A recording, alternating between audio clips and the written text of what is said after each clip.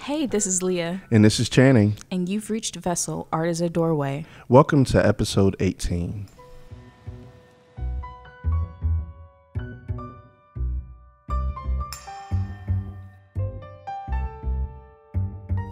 Hey everyone, we're so happy that you're here with us today on this episode. If this is your first time here at this podcast at Vessel Art is a Doorway, we want to really thank you. And if you're a frequent listener, we want to thank you again just for being with us because it really means a lot that you're here with us. Today's episode is with Tyrone Vincent. I think you're really going to enjoy it. He's a fascinating art collector in Frankfurt, Germany. Yeah, Tyrone is such a genuine person. He owns over 900 pieces of artwork. And it's really interesting because of how he has taken his love and passion of collecting and he shares that with other people. He's very influential in the Frankfurt art scene and organizing certain functions in the art world in Frankfurt. And he's a big proponent of all ages and backgrounds, whether it be financial, educational, whatever, to enjoy the benefits of living with art by collecting. So you guys are really going to enjoy listening to his fascinating life experience, especially when it comes to collecting art. So let's listen into this interview with Tyrone Vincent.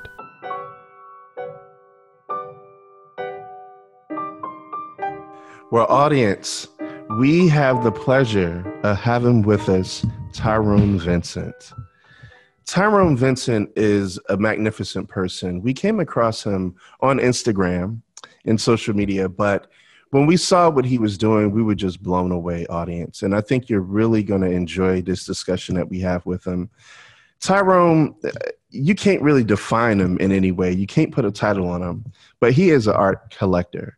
And I think you're really going to enjoy some of the things that we talk about in this discussion. Tyrone Vincent, thank you for joining us. It's absolutely my pleasure. I'm so happy to be here. Greetings all the way from Frankfurt, Germany. Thank you. Yes, Frankfurt, Germany. That's about 9 hours ahead of us right now. So it's about a little bit past 9 a.m. And I think it's about 6 o'clock your time in the evening. Yes, it is. It's 6:14 in Frankfurt, Germany, CET time. Awesome. What is the weather like out there? Today's been easy. You know, it's the end of August, so it's still easy. We were in the 85s, 90s, so it's a little windy. The sky is blue and white with clouds, so it's all good. It's a very nice day. Awesome. Well, it's so good to have you with us, Tyrone. We've been trying to track Tyrone down for some time now, audience, and it is such a pleasure to finally get him in the corner so we can ask him just a ton of questions, many things that we've been wondering about. When you'll be able to see Tyrone's several of the links to some of the things that he's been involved in the show's notes.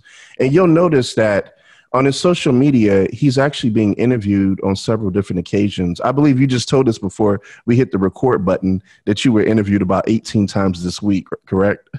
Yeah, this is a peak time. I don't want people to think, that the frequency of interviewing has anything to do with the importance of a person. But I'm ahead of a big project personally for myself and for the city that I live in, and the artists and the gallerists. And we had the press conference on Monday, and naturally followed is the interviews. So it's been an intense week. Well, no doubt you've been a busy man. But could you tell our audience a little bit about yourself, your background and your education and where you come from? I'm born and raised in Germany. Though my father is Black. He's from the States. He's from Virginia. And so I had the pleasure of going back and forth. I lived in the States for some time. I lived in New York prior in the wild 90s. I lived in Chicago in the 80s. We most recently gave up our place in Miami to move permanently back to Frankfurt, Germany, because this is where both my mothers are. I'm adopted, so I have two mothers. Oh, very nice. Very nice.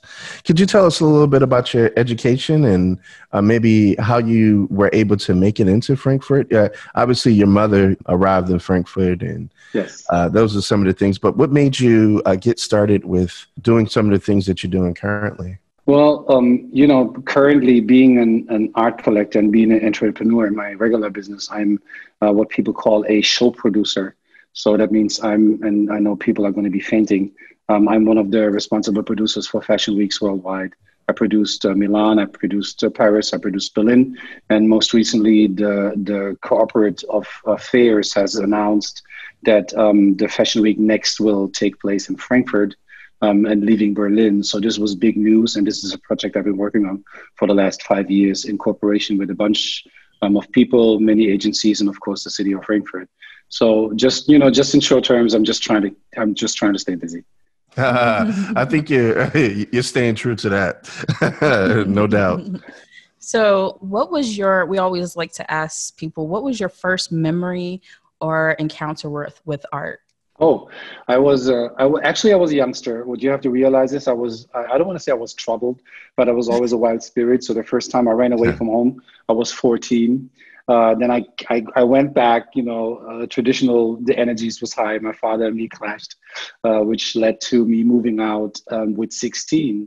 And from the first money I've gotten in my job back in the day, it must have been with 16, 17, I bought myself the first poster. It was a regular poster. You go to a record store, back in the day, it was still records. And then after that, the CDs came. And then these kind of stores, you would buy anything like merchandise, T-shirts for rock concerts and stuff like that. So I went to the next bigger city and I bought myself one afternoon a poster, which was by Salvador Dali. That was my first actual piece today. I'm not ashamed of it. My mom kept it, but in the collection today, which contains about anywhere between 950 and 1,100 pieces, it doesn't have a space, but emotionally it always will. Mm-hmm. And you said you were about 14 to 16? I was, I want to say it was anywhere between 16 and 17 when I went out to buy the first. I want to consider them decorative pieces. Yeah. Because back in the day, I was not, I didn't have a clue what I was doing. And then, you turn 18, you become wild, you go out and party and you're busy with other stuff. So just to be fairly said, when I was a youngster, I was just busy, modeling, dancing, into pop culture. And then later when I calmed down a little bit, that's when my focus shifted and I became a little more serious with collecting. But still today, I'm not that serious. I'm in it for the fun. That's cool. Yeah. So it was an original Salvador Dali? If it was an original Salvador Dali, you would call me on my island in the Caribbean.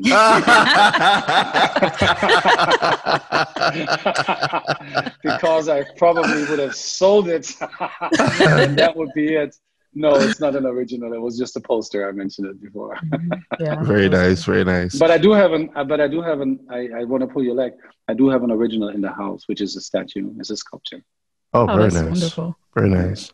So how would you say art has had an influence on your life? Many things had influences in my life, but I'm coming to the point where, especially in these troubled times that we're in, where people look for guidance and they look for orientation and they look for direction, I realize that art keeps me afloat. It keeps me based. It keeps me calm.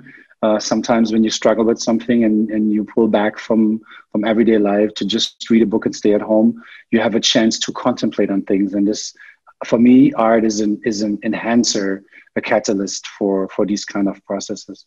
Mm-hmm. Yeah, that's so interesting. So I could just imagine you being about 16 or 17, going home with that piece of art of Salvador Dali's. What was that like? Do you remember?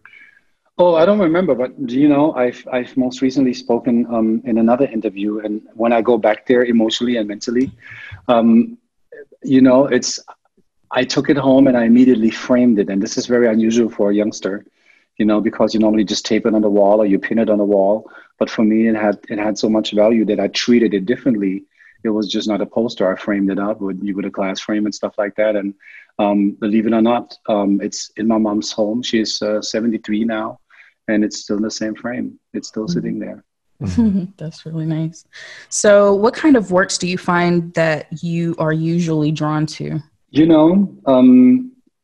To find works and to grow into the liking and loving of art is a process. It takes time.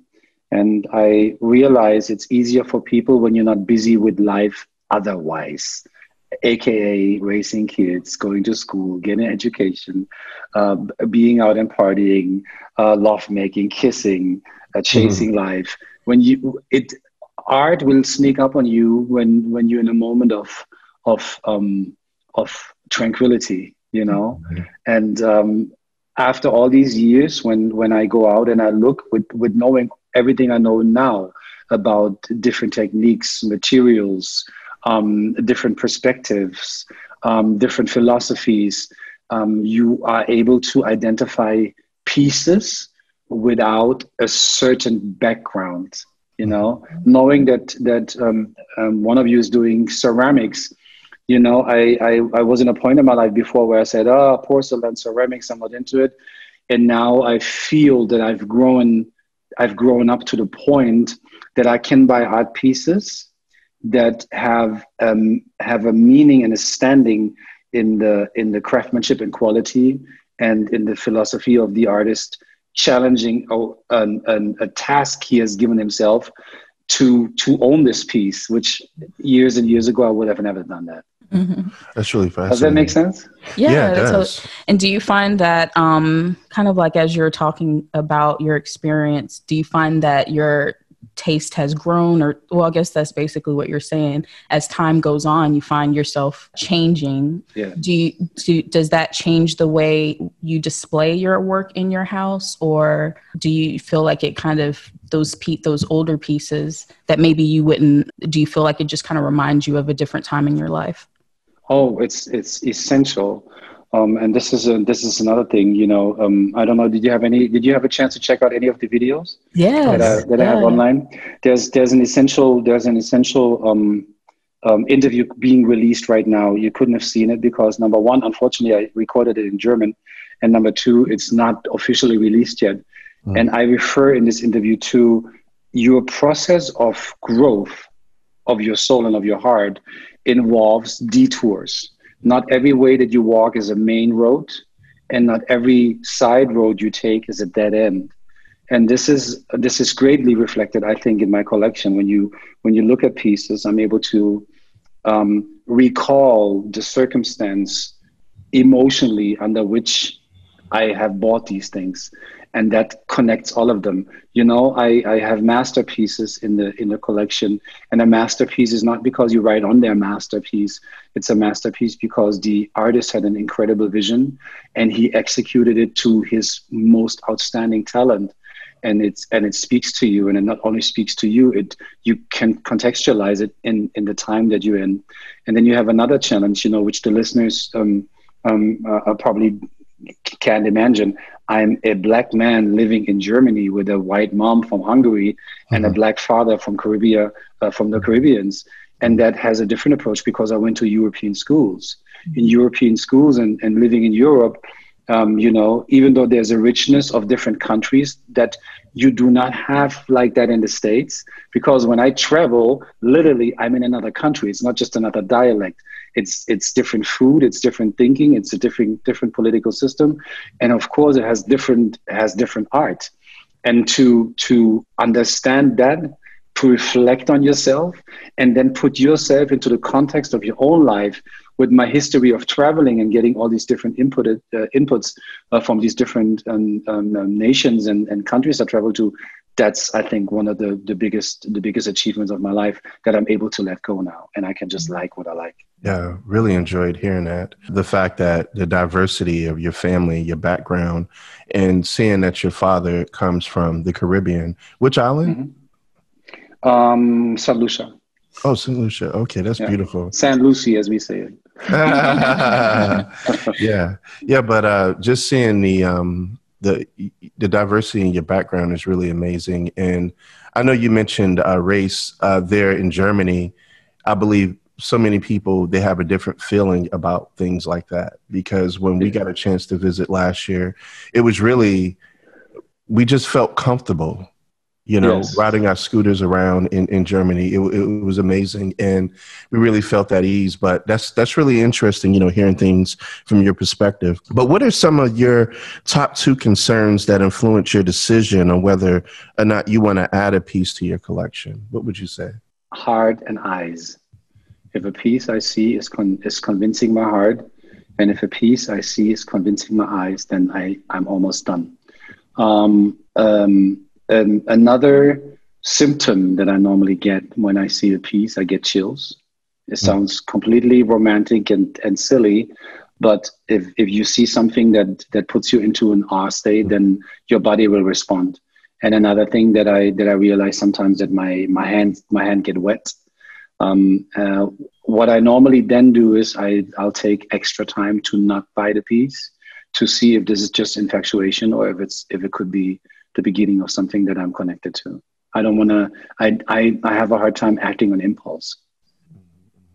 That's really interesting. It almost sounds, as I'm listening to you, I dabble into finance, and some of the financial people I listen to, or sometimes some of the books I read, they also talk about making purchases in a similar light, not just based off of emotion, but really analyzing why you want to make that purchase. And I really appreciate that when you said you have to allow your heart and your eyes to be convinced. That's really amazing. If any young collectors are listening to this podcast, honestly, don't let anybody tell you what's good for you. Not the art market. Which I'm sure we're going to get to this. The art market is an industry where people choose artistic product for you, and then there's another sideline of the classics where you can trade money for artistic value, which has such a strong label that you wonder sometimes, is this about just trading money for a piece that it's a different source, like you have a battery and you charge it with something. These artworks that are in there for that purpose are just trades for money, and that's for me that's a really big challenge. Yeah. One of the things I want to just bring up, I was looking at some of your Instagram feed, and I noticed it was sort of like a recording, or a how would we say, it was a recording of you and your interaction when a piece of artwork was shipped to you. Oh, and yes. The piece of artwork was damaged. Yes, it arrived. Yeah. Just tell us a little bit about that. You see by my response, this is the piece right here. That's the piece. Right, yeah. Right. What happened is, I've bought a piece online, knowing the artist, and it's an incredible work which you cannot see. It's a mathematical work because the stripes are strings, and it's a special Indonesian Balinesian string that's knitted onto a canvas from Zimbabwe, Rhodesia, or formerly Rhodesia in Africa.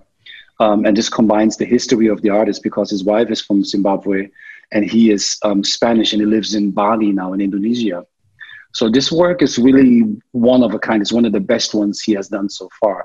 Even when he states that it's not, when an artist tells you that he has done good work, you can tell it is good because he hesitates to sell it.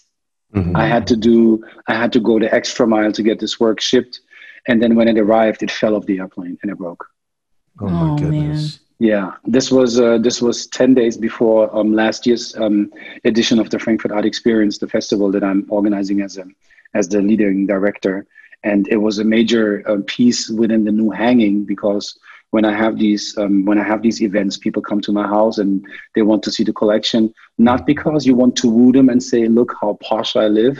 My intention is to make sure and remind everybody that no matter what salary you have and under which living conditions you are able to buy art and you are able to live with art. This does not involve $1 million budgets. If you want to buy art, don't let anybody tell you cannot do this. And don't let anybody tell you only expensive stuff is good. Mm-hmm. Yeah, I really enjoyed that. And so when the piece was here and it was broken, the artist hopped on a plane in Indonesia, which is a 15-hour flight. So he flew from Indonesia to Jakarta, from Jakarta to Dubai, from Dubai to Frankfurt, and he repaired the piece himself. And this is the reason that you can see it actually right now in this ongoing exhibition. Wow, Really incredible. Audience, we get a chance to see some of this work, and maybe if you get an opportunity, just go to Tyrone's social media and you'll also get an opportunity to see some of this work too. It's beautiful. It's really beautiful. But I remember seeing your reaction. I know you were really happy to get the piece, but when you saw it damaged, I could just see the breakdown in your the pain in your heart. You know what the hardest thing is, and this is something I talk about in the video as well. You have to tell an artist that works on a piece for 4 months that it arrives, and the artist wants to hear how much you love it, and you have to tell the artist it's broken. This has been one of the biggest challenges ever, because this is not a game. It's somebody sitting down and making a work, and you tell them that some of the investment in time and emotions has been damaged. This is what this is all about. It's not necessarily about a broken work, because this happens more than we know, but it's about you facing somebody and say, somebody broke your emotions and your dedication. That's the hardest part. Yeah, that's so interesting. And also hearing you mention that anyone can be a collector. Now, I know some who may be listening to this, when they hear the term art collector, they may be a little confused about that term when you talk about, someone being a collector of art or acquiring art. But why do you feel that way? Why do you feel that anyone can be an art collector? It's so important. I was so insecure when I started to collect pieces, because you have a bunch of people walking around telling you what you buy is no good because it doesn't have a label. They're trying to implement the same techniques and mechanics that you know from other markets, and you, a financial trader, they're trying to tell you it needs to carry a label. Yes, if you go into art collecting and you are a heavy set multi-million-dollar investor, then you probably want to trade your money for something that has incredible value, so your money doesn't get lost. Mm-hmm. This is not the approach of my collection. Mm-hmm. My collection is somebody working, setting money to the side. And if I say setting money to the side, it could be anywhere from $20 to $50 to $100 to $10,000. You do not know. Mm-hmm. But this is what art collecting means for me, and I want to make sure people get the idea out of their head that art collecting is a job. This is a hobby. This is something you do on the side. I have everyday values in my job that I treat with the same respect and the same definitions than I treat my hobby, with sincerity and with heart and passion. Mm-hmm, mm-hmm. Yeah, I really enjoyed that, hearing passion, and it comes from your heart. It's something that really moves you on the inside. And as artists, it really encourages us to hear that, because sometimes, like, I do a lot of wheel throwing, and I've heard a lot of people say, well, okay, when you're a ceramist or a potter, sometimes you kind of go into this state where your mind is at ease. But sometimes when you have a commissioned piece, my mind is not at ease. As a matter of fact, there's a little trepidation with me, and I feel a certain way because I want to make sure that I please the customer. And so you want to make people happy. This is, is the I'm not sure if pleasing is the right word. Yeah. You want to make somebody happy. Happy. That's right. That's right. I like that. If somebody comes to you and wants a commission, they're willing to work with you. And I'm describing this from the view of an easy collector. There's people that go to an artist and say, I want it like this, like that, like that, which reminds me that you want to talk to somebody at Home Depot and tell them to build a staircase. This is not what commission is about. Commission is about you trying to understand if you share energy with the person that you're speaking to, which happens to be an artist. And if you're so convinced that you think there's a vibe, then you probably trust. And this is about trust, It's dealing with art has a lot to do with trust in the right ways. There's a lot of trust being misused promising people and telling people stuff. It's not about that. It's about you trusting an artist to express something that you can relate to freely. Yeah, I really enjoyed that. So now when it comes to your work as a collector, do you specifically worry more so about emerging or established artists? Nope. I'm going to say it in a slang terminology. It's all the same crap. It doesn't matter if somebody emerges. It doesn't matter if somebody lived 100 years ago, 200 years ago. It's about the quality of thought behind a piece. That's one thing. I want to make sure that people understand there's a difference between the concept and the execution. So what we just spoke about is the concept. Now, if that concept of somebody trying to make an artwork happening, not just thinking about it, then you come to the execution, and then it involves craftsmanship, knowledge. It's the hardest thing, and I just released a book on the collection. It's the hardest thing for an artist to learn, a lifelong. If you're a ceramicist, did you realize a piece of ceramic was just sold, I think, in an auction in New York or Paris, which I think was the highest price ever achieved by a ceramic art piece. I think it was millions. Mm-hmm. If you learn all of this, let's say you are a mature artist, and maturity means not age. Maturity means knowledge and wisdom in techniques and everything that you need to create. And then you have to let it all go and go back to reset. Mm-hmm. This is the artworks that you're looking for. If somebody is not trying to woo you and push you with their possibilities, because the artists that I know are incredible. They can do things that you and I cannot imagine, but to throw it all aside and then do a simple drawing line, do a simple interpretation, do a simple suggestion of a thought. These are the hardest works to find, and these are the most incredible works to own. Mm.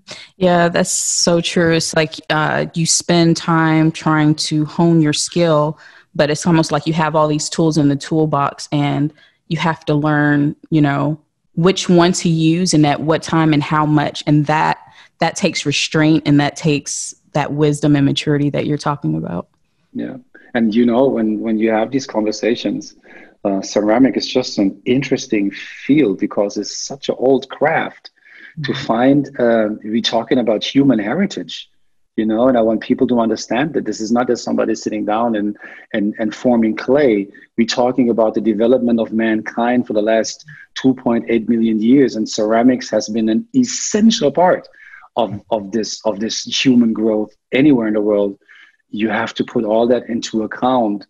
And sometimes it's not the posh pieces, it's not the glamour, it's to be able to conquer as a ceramicist the most simple form, mm-hmm. and to create the most delicate thing with the knowing of techniques of thousands of years is the hardest thing ever. Yeah. Okay, so with your collection, what inspires it? Do you have? I know some people have like a theme or something like that. I'm going to do the same thing I did with your husband. I said nope. And it's one thing. I grew up in a generation where people say, yeah, your collection has to be about something. And where I struggle with this sentence? I am about something because I'm a living, breathing human being. But I cannot tell you if I want to have ice cream for breakfast and then eat, Twinkies for lunch and then have spaghetti and meatballs at night and then eat a cake at midnight. I could not tell you because you have to follow your heart. Now, if you become a collector, this is the same thing. You have to listen to your heart. This is the most essential thing. Whatever you feel, and whatever mechanisms you develop for yourself on how you trust yourself. I don't trust all of my decisions I make. Sometimes it's just jumping into an abyss and you'd be like, ooh, I hope this is going to be good. I have works that challenge me every day. It's like an ongoing wrestle with my mind. But these are the works that make a collection special. And speaking about it, I'm considered a Black collector. But then rarely people know that my mom is Hungarian Danish. She's white, and my father is Black. Now, growing up in the European school system, I'm trained to relate to what you call European white art, but it doesn't count. It's about the quality. You know, if you speak to Kehinde Wiley, who has developed an amazing style, he refers to this learnings as a reference in the history of mankind, because this is just about art. It's about another person, not another color, defining shape and spirit and philosophy. And this is where it is for me. So in this collection, you'll find anything from young Black artists to old Black artists to Greek artists to Hungarian artists to German artists. It's all the same, because it's the combining theme, if there is one, is the quality. Right. And then I really like the way you say that too, because it's about a human experience. All of these people are human. We don't know their hair color necessarily. You know what I mean? So why, you know, what would we say if we find out that a part of the people working in Michelangelo's workshop were Black? Right. We don't know, you know, and then they interpreted a canon that we know nothing about. We do not know about. We just know that we relate to the quality of pieces. So for me, it really doesn't matter who made it. I just hope it's going to be fierce. Right. And it's all about our human experience, which is all shared, you know, no matter where we're from or who we are. So when you look for new work, do you look online, fairs, auctions, or galleries? Where do you find, or is it just all different places? For any aspiring listeners, I just want to tell you one thing. With everything that you know about life and the experience you made, you just look. My eyes are open 24 hours a day, and I don't make a separation between Instagram, flea markets, garages, galleries, art fair. And I don't want to say I've been to all, but I've been to all of them. You'll find amazing stuff everywhere and anywhere, and you find really bad stuff everywhere and anywhere, even on very posh art fairs. I saw stuff that left me speechless, because I could not imagine that I saw that there. And that tells you as a collector that develops this hobby, look anywhere you can. You'd be surprised what you might find. Yeah, I really enjoyed hearing that. And especially for some of our listeners who are collectors or maybe even curators. Last week, we had the opportunity of interviewing Hamza Walker. He's a really good friend with the Astor Gates. And that was one of the things that he mentioned, too, is, you know, not really worrying about the whole science of art, but just loving it because of what it is, you know. You're an artist, so I'm going to tell you, what's the science when you had a rough night, you didn't sleep well, you know you want to try to get something ready, and you go into your pottery workshop in the morning? There is no science. You just have to face the clay and be like, this better be good. Right. and the artist that I speak to, you know, if you speak to Gerhard Richter, who's a German artist, one of the most expensive traded in the world. His paintings reach up to 60, 80, 100 million. He gets up, he goes to the studio and he makes a painting. And he's actually really, really upset that his paintings are so expensive, because an artist has the interest to entice and to share their experience with as many people as possible. And this is where it's a dilemma. Yeah, he knows that his stuff is really, really outrageously expensive, but he necessarily doesn't care. That's not what he's in it for. I know people be like, yeah, he don't mind the money. It's not about that. He just gives the pieces to the market. And then there, of course, is a whole mechanism, marketing and art market and this and that. But if you speak to the artist genuinely, he might as well just give you a piece and be like, woof, because it's all about liberation of art, liberation of thought. Outstanding. So I noticed that in some of your interviews, you got to know some of the artists. Is getting to know some of the artists of the work that you collect an important part of your collection process, or how do you feel? I don't think so. I think you just say that because I nodded my head. You saw me going. Well, just looking at the rhythm of some of these questions that we have prepared for you, I think you're just like, no, there's no science, there's no nothing. It's How do you it's feel it's about it? it's about you loving life, and I tell you, it's a really dangerous thing. I know it's very popular that people say, yeah, you got to socialize with gallerists and you got to socialize with artists. You know, I realized that an artist wants to do his work, and if he's going to have 50,000 cocktails with 50,000 collectors, he's not going to be able to do that. So I keep my engagements and my interactions with artists very, very brief because I need them to do what they need to do best, to work undisturbed, you Mm-hmm. know? And if people be like, yeah, you could be befriended, I'm not sure if it's going to be a friendship. It's harder because this work over here with that circle, I bought from somebody who was a friend first, and then over years turned into an artist, and now he's absolutely incredible. But I remember it like yesterday when he was a young student in Frankfurt. His uncle lived here, and he came to me one day. He was completely excited and sweaty, and he was like, "Oh my God, I'm thinking about going to Berlin to become an artist." I'm like, "Really?" Just knowing what's involved in making an artistic life a success. It's not like you sell every week and every day, unless you're a superstar, and then it's stressful enough because people only buy one period of your work and not the other. So you're limited in the way that you express yourself, but that's another story. So, you know, to see him develop and to have a conversation with him about life now, and we've been friends, I want to say for 10, 15 years, is something completely different. This guy is so good now. Just to give you a hint, his name is Paris Kiakostides, a young Greek, and it's this work right here that a gallerist, a major gallerist from Berlin, is hopping into his car next week to come down here to see this work I bought before he could buy it because he said it's probably the best work this artist ever did. Mm-hmm. I'm honored to be able that he said, I'm going to sell them to you. He could have sold them to everybody else. Friendship has nothing to do with it.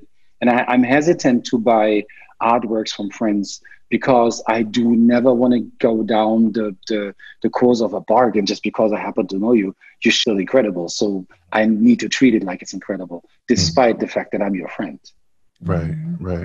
And for some of our audience, they may not understand some of the things that you were just talking about.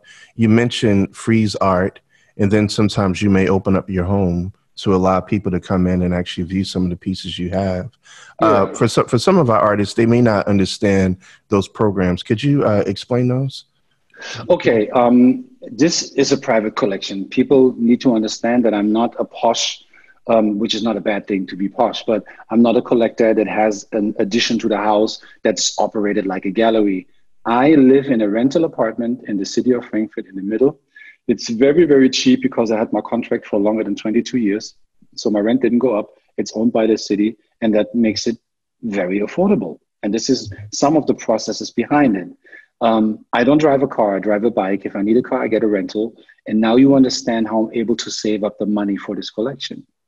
Now, just because I live with it doesn't mean people are not allowed to come inside. So a couple of years ago, and this was the inspiration by Javier and Monica Mora, names that you want to write down. They have a beautiful art collection in Key Biscayne in Miami.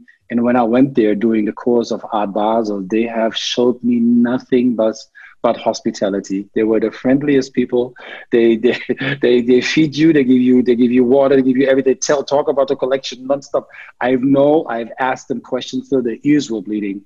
But this was such a strong impression for me. They welcoming me being a young Black collector into their home, you know. I was like, wow, people actually really do this. And then I got curious, and I was challenging myself if I was able to do something like this as well. Now, the first thing I had to overcome is I was afraid that if I show people this kind of stuff, they're all going to laugh about me.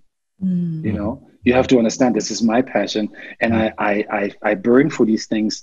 But then, you know, you have friends who rather go for a beer and be like, "What? Why are you always buying that? What's with you and art? What's wrong with you? You know, shouldn't you blow it on a vacation or go somewhere and just blow the money?"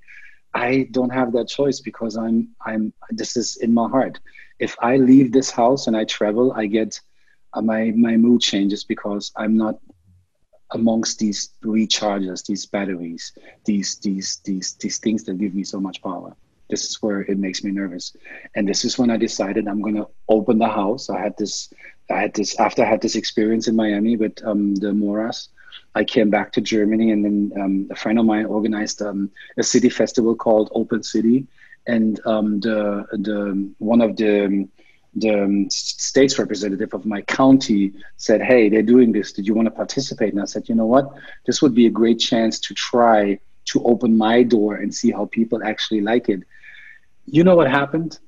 The minute that we announced that this would happen, I would open my door, the tickets were booked out. I had 250 guests in 2 days. Wow. Wow. Wow. And that left me speechless, because you expect that people make fun or they go, seen it, done it, lame. And what I realized that people were totally interested to see how you manage living, and then you could see, you could go visit a single mom and she's going to teach you about diapers and this and that and how to go shopping and how to provide food for a family of 5, 4, 6, 10, who knows? But people were trying to find out because they're so afraid to go to art galleries and they're so afraid to understand what art means that they were amazed that you could just go to somebody's house and you get a teaching on how to make a better living, maybe by living with art. And that's totally simple. Wow. So what do you enjoy most about living with the pieces that you have? The interactions with people. The rest is extra. I'm not trying to give you more because it's simply that.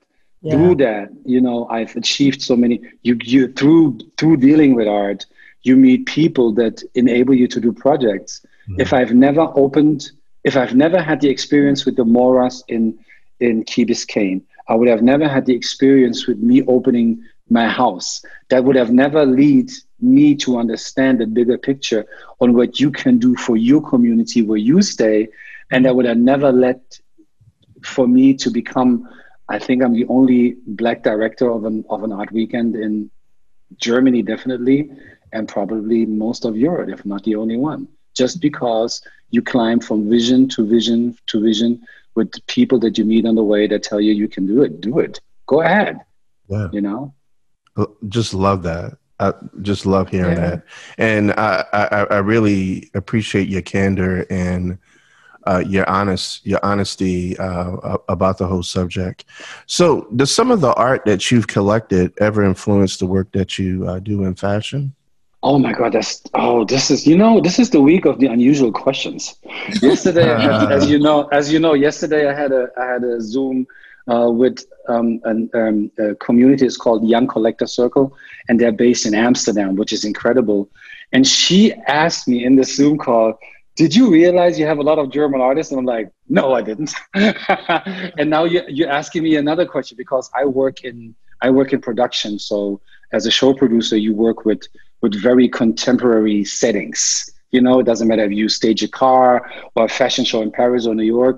These settings are very contemporary. What I realized is it helps me separate better what I appreciate.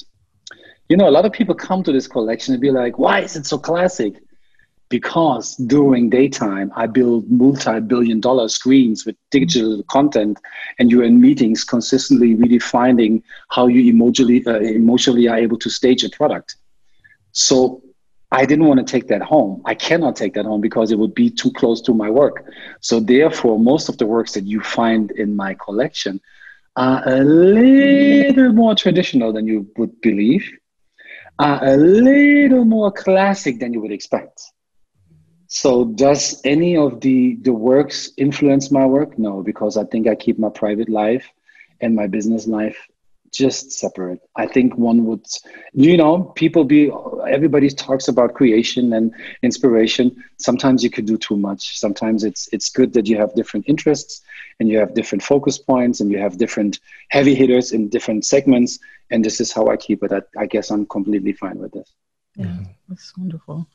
So we know that you're involved with, like you mentioned, a few programs that you're involved with related to the arts. Could you tell our audience a little bit more about what you do? I don't have so many programs because, as you know, time is an issue. Like all of us, I like to live, and live means I sometimes like to catch up on my sleep. Sometimes I want to read a book. I want to see my family. I want to cook. all these kind of things. So there is not so much time. There's one major program that I developed as a concept, and that is now funded by the city of Frankfurt and the state that I live in. It's an art festival, an art weekend that contains almost all of the galleries in Frankfurt, over 50. And plus on top of that, we have a podium, like a symposium, where you meet big time art market players from all over Europe to talk about the current situation on what does it mean to be a current gallerist? What does it mean to be a current artist? What does it mean to be a young emerging artist and you don't have a gallery? And this is the kind of things. And beside of that, we trying to show people the beauty of their own city, which we sometimes forget. So we curated a program where people are able to visit districts of the city, not to see the museums and the galleries, but to see the ateliers of young artists, to see the restaurators who put an artwork together when your cat scratched it and your dog peed on it, and stuff like that. We're trying to show art 360. And this seems to be something that people really have a lot of fun with.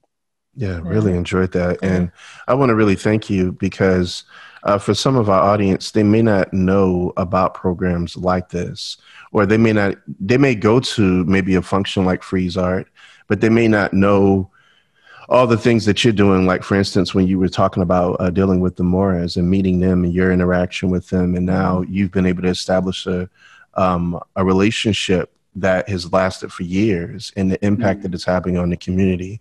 What positive influence would you say that some of these programs that you've been involved with has had on the community? The strongest one, you do not wake up in the morning trying to be like, ooh, I got to do something that's going to influence the community, because you do not know what the community is busy with. If you're busy fighting for your rent, and if you're busy fighting for a new job, and if you're busy paying up your house, and you're busy getting kids, then I do not know what I could possibly do for you. All I need to do is try to believe in myself. And trust me, sometimes this is the hardest thing. Putting this festival together and talking to the city and talking to the county to get funding of almost 200,000 euro is the hardest thing, because all of a sudden you're forced to think politically, which I'm not. Yes, I am political, but I'm not thinking politically because I don't have a career in this field. I do what I do. And the biggest payback is that on Sunday, a young collective, a Black collective from Berlin, African art students, together with Noah Becker, the son of Boris Becker, coming to Frankfurt to do a Black pop-up show. My benefit is that if they're coming to town, they call me to see what I'm up to. This is appreciation and this is respect. When I speak to the young woman that I told you earlier, Aeneas, who founded the Winwood Art Week against the force of Art Basel, because they don't want to have any non-official side shows. And she tells me, as a young Black woman, you showed me yours, so I decided to do mine. Wow. If this is the inspiration that I can give, then so be it, because it's for free. Other people showed me and made me try to test my waters. And I'm eternally grateful that, sometimes you just see something, you be like, this could be me. Then inspiration could be as simple. That's fantastic. So do you have any upcoming events you want to tell the audience about, or do you want them to connect with you anywhere online or any of the programs you're involved with? Oh, if they, it's not so much a program. You can always check out and see what I'm doing. Most of the stuff, if I'm not too lazy, I share on Instagram. And if I say too lazy, we all thinking strategic, and these mega master companies, Instagram and Facebook and blah, blah, blah, blah, blah, all telling us to optimize ourselves. But you know what? Sometimes I just want to eat an apple and go back to sleep. And I do not want to post it. So, check it out. It's on Instagram. It's a private collection. It's very simple to find. Sometimes I post stuff that people go rave about, and sometimes I don't post nothing for 2 or 3 weeks. The most recent and the most exciting project is the Art Weekend. It's in 6 days from now. It's during COVID, Corona times that we all struggle with. So I'm eager to find out if we offer something that people are able to relate to. Do we offer words that people are able to relate to in the podiums, the panels? Are we are we able to offer a different version of our city, a different segment that people didn't know? You know, I want to see if we are able to mobilize people to be engaged. This is all we can do. And I tell my mates too, you know, if you in a project like this and people get nervous and be like, yeah, I wonder how the turnout is going to be. If you do everything that you can do, somebody will decide if they come or not. You cannot change that. But you have to be convinced that you did everything you could do. So when you look into the mirror, it's going to be like, yeah, hey, if it works out, it works out. If it doesn't, it doesn't. I think it's going to work out. Yeah, I think so too. I would agree. Yeah. But, you know, Tyrone, we want to really thank you so much, because this conversation that we've had with you was actually one of the main reasons why we started this podcast. We wanted to get into the mindset of what it is really like being an art collector and the impact that it could have on the community.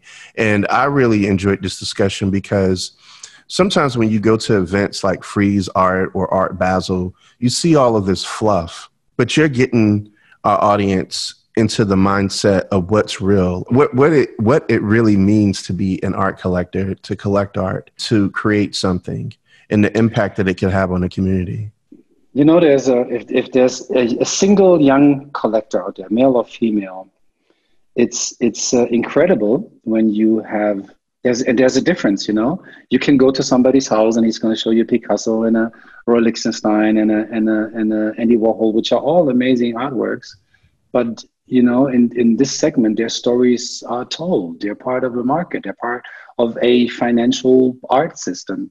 You know how incredible it is when an artist comes to you. And I just most recently had an asylum seeker from Syria come to this collection, and he saw a male head bust that's right above my shoulder.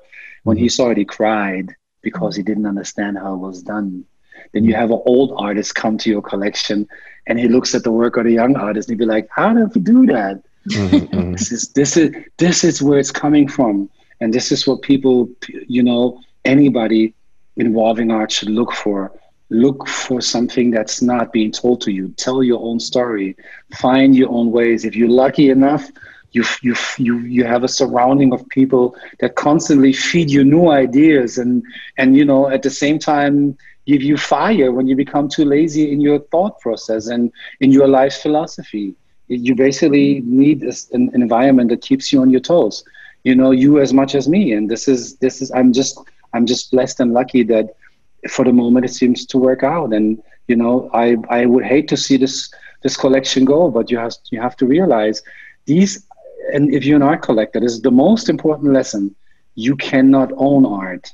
You just babysit it while you live. You can never own it. Yeah, that's awesome.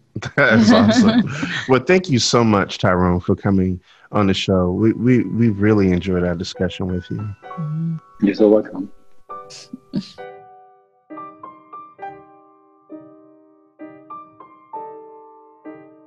Man, I really enjoyed that discussion with Tyrone. I really love the way that he talked about some of the art that he's been able to acquire over the years. And that was such an interesting point when he talked about young collectors, because in order for him to really be influenced to the point where he actually has to make the purchase, he mentioned that he has to be convinced through his heart and his eyes. And I really enjoyed how he mentioned how he was even given chills when he thought about some of the work that he wanted to buy. Another thing when it comes to collecting work, I found it so phenomenal when he mentioned how if you're a collector, you just need to look. It does not mean that you necessarily have to go to an art gallery or a fair or a flea market or whatever. You just need to always be cognizant about the art that's around you. I found that so fascinating. I also really enjoyed when he mentioned the reason why or one of the things that he loves about living with art is that human connection. And with the incredible art that unfortunately, audience, you couldn't see, but we could see through Zoom that he collects. It really is connected to the human experience. And I think that's one of the things he talked about, even though he has darker skin or he's considered black. Well, his mom was Hungarian or is Hungarian, and his father's from the Caribbean. Our human experience transcends all of those superficial types of things. And so he's connected and drawn to art from people from all different backgrounds, from Africa, from South America, from Germany. So it has to do with the way we feel and how our honesty, how we are on the inside. And so I've really enjoyed that point, that connection. So you have all these artworks, but he's remembering his connection with people as he's living with these pieces. Yeah, and that was so interesting when it comes to actually unpacking art. I found that really fascinating. The young artist that he was talking about that actually flew out from Bali, Indonesia, to come to his home in Frankfurt, Germany to repair that piece of work. That was really phenomenal. And we're going to have some links to some of the works that we were talking about in the show. If you go to clss.studio, you'll be able to actually see some of these paintings or some of these portraits or statues that Tyrone was talking about. So go ahead and visit us over there at clss.studio. You can also find Leah and some of the work that she does at Leah Smithson Art on Instagram, and myself at Just Glaze Channing. But once again, we want to really thank you from the bottom of our hearts for joining us in this discussion. Thank you for being a part of Vessel, Art as a Doorway.